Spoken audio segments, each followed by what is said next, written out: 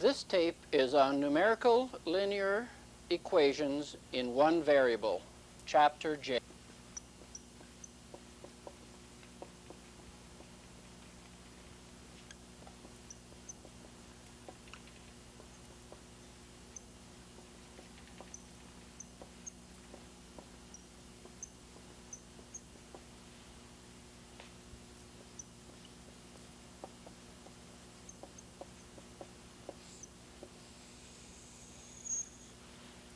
Any mathematical sentence with an equal sign in it is an equation.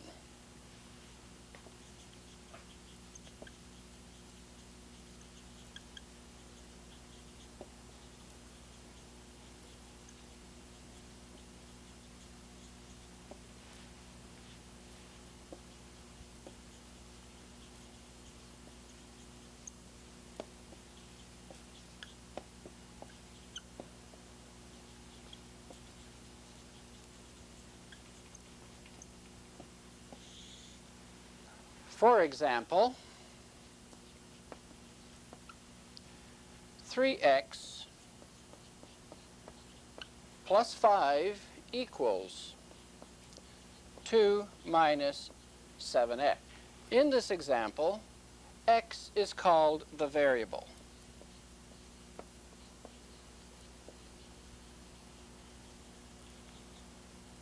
Sometimes referred to as the unknown or the unknown variable. Since the exponent of the variable is 1, here and here, the equation can be called a linear equation.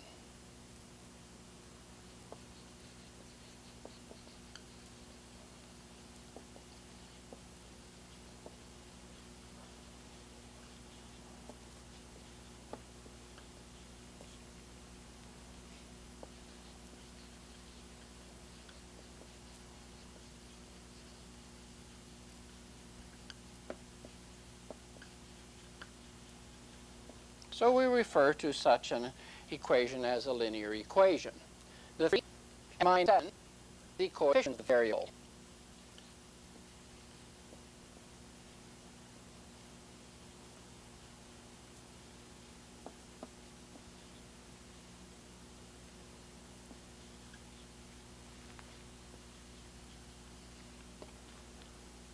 Five and 2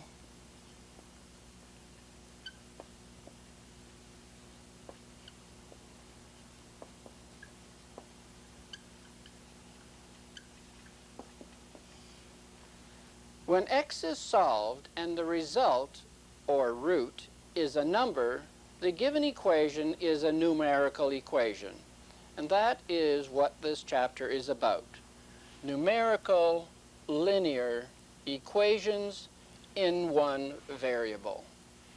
There are several rules of equations which must be considered when manipulating parts or terms of the equation, and all of them must be adhered to for the purpose of maintaining a balanced equation.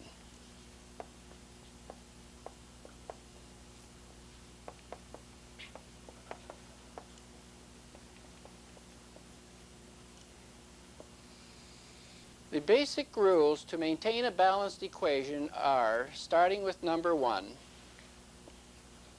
the addition rule of equations. If we have A equal to B,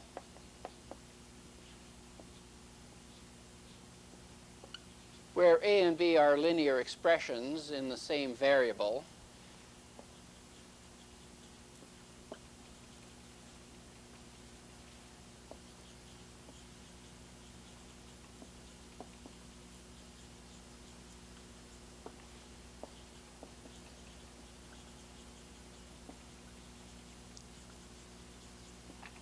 in my example earlier, I had 3x plus 5 on this side. And so what I am saying here is that, let's say, on this left-hand side, I have a linear expression such as 3x plus 5. And over here on the right-hand side of the equal sign, I have another linear expression such as 2 minus 7x. So these things represent linear expression. Then the addition rule is A plus n equals B plus n, where n is again any linear expression or a single constant or variable. And let's just simply say that in these words, that n is any single constant variable or linear expression. The idea of the addition rule is that whatever you add to one side of the equal sign, you must balance it off by adding the same amount on the other side. The subtraction rule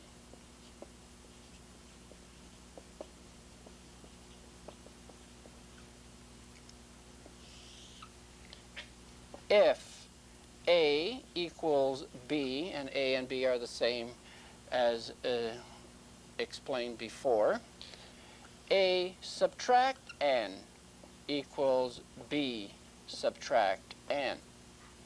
The multiplication rule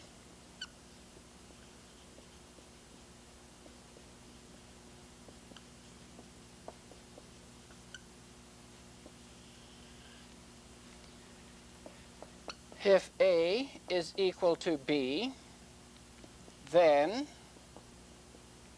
A multiplied by n is equal to B multiplied by n. This time, n must not equal 0. That is the not equal to symbol. N must not equal to 0. In 4, the division rule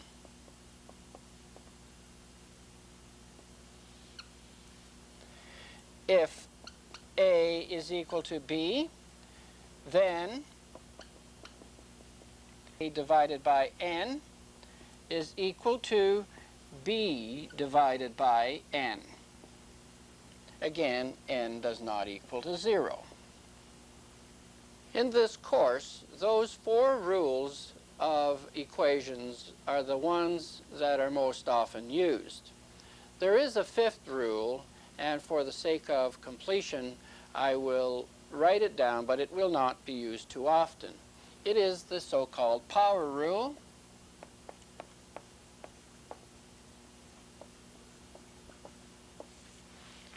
And it is this, that if A equals B, then A to the n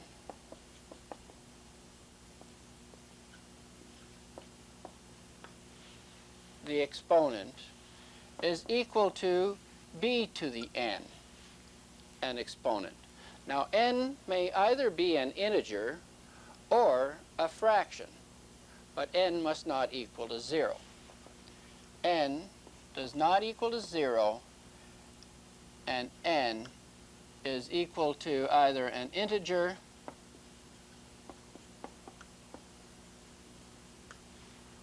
or a fraction. The main objective in the process of solving for the variable is to get all the variables to one side of the equal sign and all the constants on the other side, keeping in mind that the rules of equations must be observed.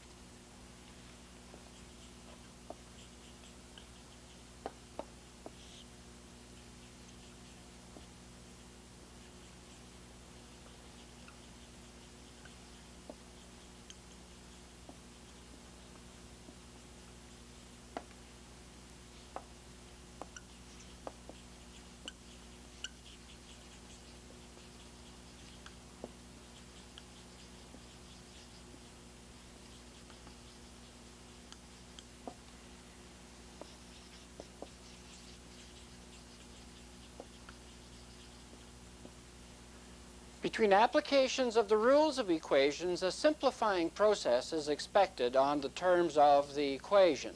In other words, you apply a rule of equation and you then do a simplifying process, then you apply another rule of equation, then you simplify again, and this goes on and on. The last step in the solution occurs when the left side of the equation is the variable with coefficient equal to 1, and the right side the root of the equation. So the last step is to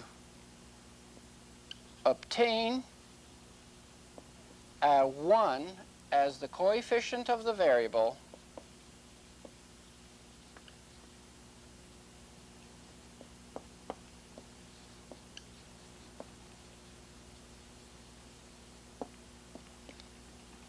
and a number on the right-hand side, or the other side,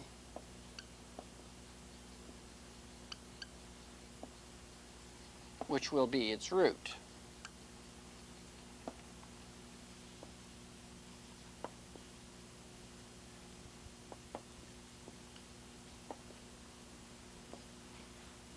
For example, we have x plus 3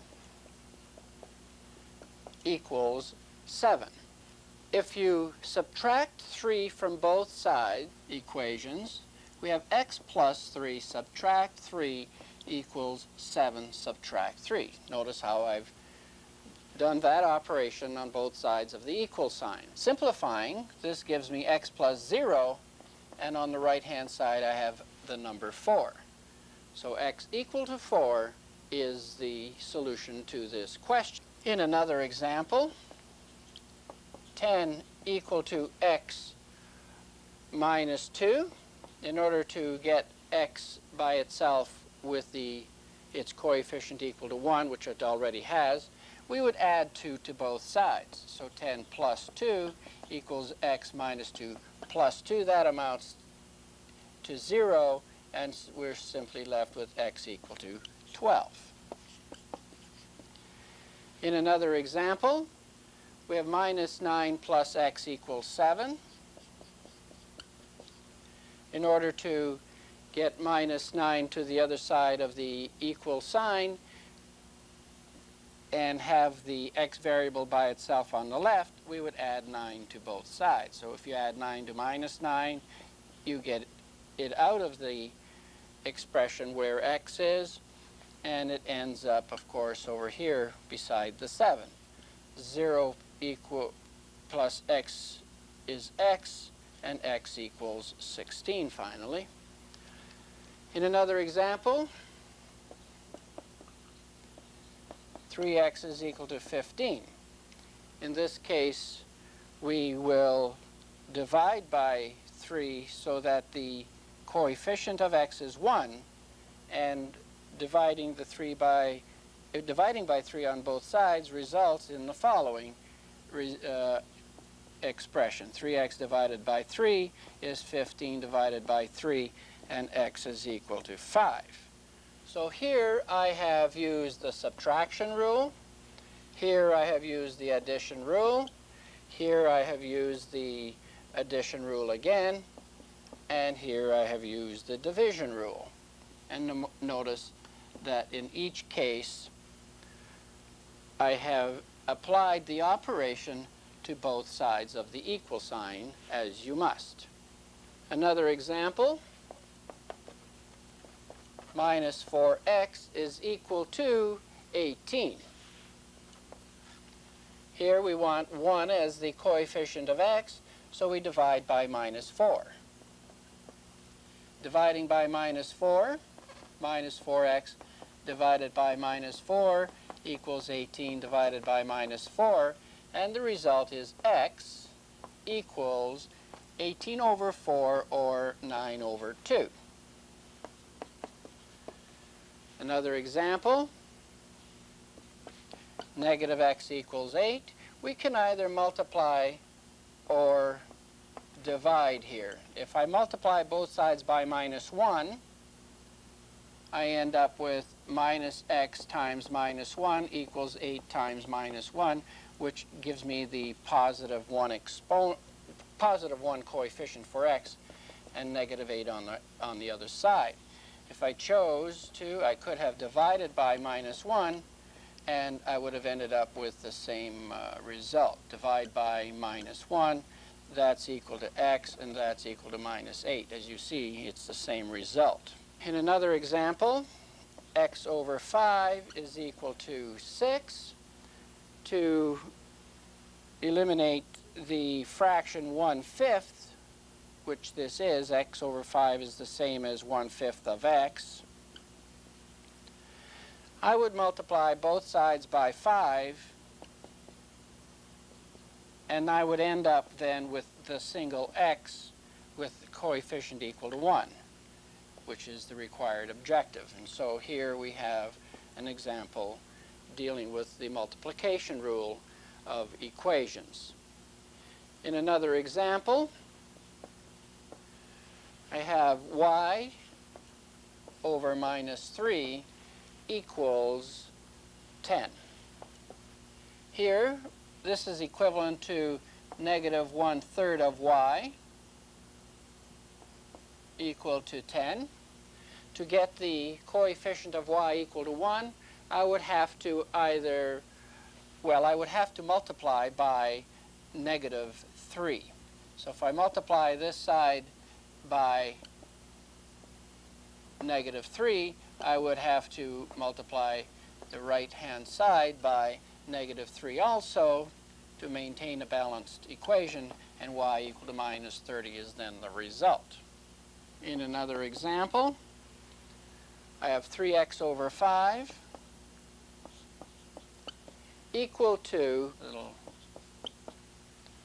more terms in this example, equal to 8. Apply addition and subtraction rules before multiplication and division rules. The work appears to be much easier that way. And so before we deal with 3 over 5, which is connected to x, I will eliminate this negative 4. As you recall, all constants must go to the other side of the equal sign from the variable. So we'll repeat writing the 3/5 x part, and adding 4 to both sides will give us 0. If you add 4 there, that's 0, and if you add 4 there, you get 12. If you multiply both sides by 5, you end up with 3x equal to 60. If you divide both sides by 3, you end up with x equal to 20. So here I added 4, then I multiplied by 5, and then I divided by 3. In another example, I have 2a over 7 plus 9 equal to minus 13. Subtract 9, and that leaves 0 there, and subtract 9 makes it minus 22 there. We have 7 divided into 2a, and the opposite to divide is multiply, so both sides will be multiplied by 7. So you have 2a over 7 equals 7 times minus 22. And simplify, you end up with 2a equals minus 154. So divide by 2 leaves the coefficient equal to 1 as we wanted. And this ends up equaling minus 77. In another example, 3x minus 2 is equal to x plus 7. We have x's on both sides. We only want the variable on one side. So to get x away from the right-hand side, we would subtract it. And so subtracting x's on both sides, we end up with 3x minus x minus 2 equals x minus x plus 7. Putting all the steps in. A lot of the work normally is done in the mind, and that saves a lot of extra writing. 2x minus 2 equals 0 plus 7. Add 2 to both sides to get this 2 away from the left-hand side, and so 2x equals 7 plus 2. That part we're doing in our heads is 9. Divide by 2, x is equal to 4.5 or 9/2, whatever you like. And even 4.5 will do. The last example is 4x plus 3 minus 8 equals 8x plus 6 minus 2x. There is simplification possible in the expression just as it stands, and we'll want to do that before we go on into any manipulation of the terms. We want to say then that this is 4x minus 5 equals 6x plus 6. We have x's on both sides of the equal sign, and we only want x's on one side. 6x is larger than 4x, so let's subtract 4x so that we have a positive x value. And I'm going to do less writing now than I would normally. For example, if you subtract 4x from both sides, you might as well do some of it in your head and simply write 2x down. Now, having looked after the variable, I will look after the constants. Now, if I'm working with x's on this side, I want the constants over here. So this we'll want to write as minus 6 on the left. Minus 6 plus 6 is 0 over there, so that eliminates it. Minus 6 over here makes it minus 11. And finally, x is equal to minus 11 over 2. The next thing I want to discuss with you in one example is verification. The formal verification of a given problem is to take the root of the equation, go back to the original statement of the equation, and see if that root makes the statement true. And you do this formally by treating the left-hand side and right-hand side of the equal sign separately. It's similar to a logical proof in the way the solution is set up here in the verify section. That is, if x is equal to minus 11 over 2, looking at the left-hand side then, the left-hand side, which is 4x plus 3 minus 8, would equal to 4 minus 11 over 2. We can simplify that part as minus 5. This is minus 22 minus 5, the total being minus 27. The right side, as I explained, is treated separately, and so the right side, which is 8x plus 6 minus 2x, is minus 11 over 2 plus 6 minus 2 times 11 minus 11 over 2. This amounts to negative 44. This is plus 6, and this amounts to positive 11. That's equal to minus 44 positive 17, and that's equal to negative 27. The same as the left side. Left side is equal to right side. The conclusion has to be, therefore, that x equal to minus 11 over 2 is the root. An equation can be complicated by brackets or fractions.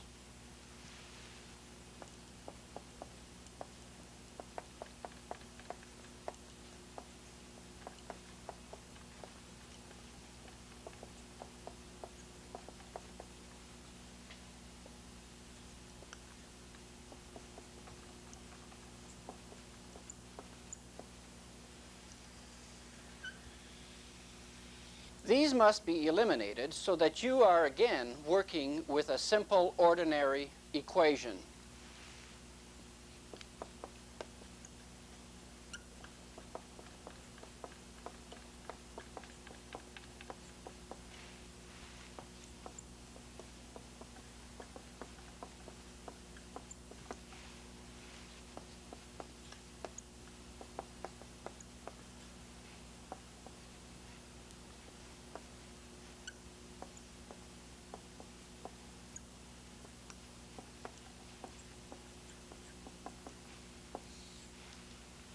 You would remove this condition by applying operations which eliminate them. For example, 4 bracket x minus 7 plus 3 bracket is equal to 2. The first thing you'll want to do is get rid of these brackets by applying monomial rules of operation. In other words, 4 times x is 4x, 4 times minus 7 is 28, plus 3 minus 3x is equal to 2. Now that we have it as an ordinary equation, you can continue by applying rules of operation, simplifying, and obtaining the root eventually. Here we have 4x minus 25, combining minus 28 and 3. We have minus 3x equal to 2. We can combine 4x and minus 3x to get x. Minus 25 equal to 2. Add 25 to both sides and end up with x equal to 27. And x equal to 27 is the root of the equation. Here's another example. I have minus 3 multiplied by 2x plus 5, followed by minus 8 times 1 minus 4x is equal to 2 multiplied by x plus 1. Again, eliminate the brackets by applying the monomial operation rules, and we have minus 3 times the binomial and that equals minus 6x minus 15, followed by minus 8 plus 32x equals 2x plus 2. And as an ordinary equation, we can now continue with our rules of equation, simplifying as we go along. We have minus 15 and minus 8, which will add to give minus 23. We can add 32x and minus 6, and that's equal to 28. 26, I should have said. So we write 26x, combining like terms there, followed by minus 23, combining the like terms there, or the constants, and that equals 2x plus 2. Subtracting 2x from both sides, we have 24x, adding 23 to both sides, eliminating the 23 here then, and 23 and 2 is equal to 25. Solving for x, we will divide by 24, and x equals 25 over 24.